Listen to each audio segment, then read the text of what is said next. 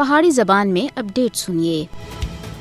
18 فروری 2007 بھارت کی طرف سے دہشت گردانہ یاداں وچوں ایک ہے جد ہندوتوا دہشت گرداں سن پاکستان اور بھارت کے وچکار چلنے والی سمجھوتا ایکسپریس ٹرین وچ بم دھماکہ کر کے 88 لوگوں کی جان کے دیا سی، جن وچ زیادہ تر پاکستانی سے 16 سال گزرنے کے باوجود بھی سمجھوتا ایکسپریس دہشت گرد حملے کا نشانہ بننے والے لوگوں کے خاندان انصاف کے منتظر ہیں، جس تھی بھارت مسلسل انکار کر رہا ہے۔ ہندوتوا تنظیم RSS کے دہشت گرداں سن 2007 وچ اج دے دیہڑے سمجھوتا ایکسپریس ٹرین دے اتے حملہ بھارتی ایجنسیاں دی ملی بھگت تھی کیتا سا۔ سمجھوتا ایکسپریس ٹرین دھماکہ کیس تے 4 مجرماں کو بھارتی عدالت سن انسانیت کے خلاف ڈرامنے جرم وچ ملوث ہونے دے ثبوت تھی باوجود ہندوتوا رابطے دی بنیاد دے اتے بری کیتا سا۔ بم دھماکہ وچ ملوث مجرماں دا بری ہونا ظاہر کرتا ہے کہ مودی حکومت تے زیر سایہ ہندو انتہا پسنداں کو بھارت وچ مکمل استثناء حاصل ہے۔ سمجھوتا ایکسپریس دھماکہ کیس کا فیصلہ ہندو دہشت گردوں کو تحفظ دیندا ہے اور بھارتی ریاستی پالیسی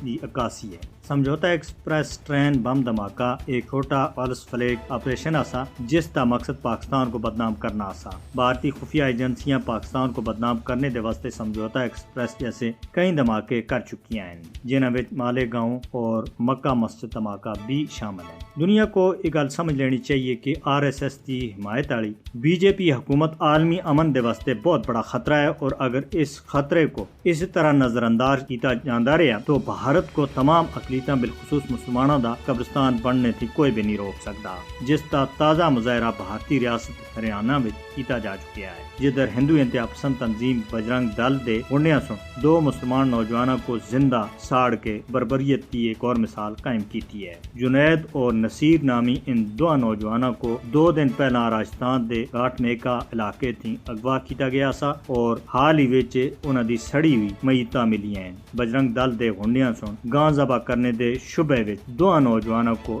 زندہ ساڑ دیتا ہے۔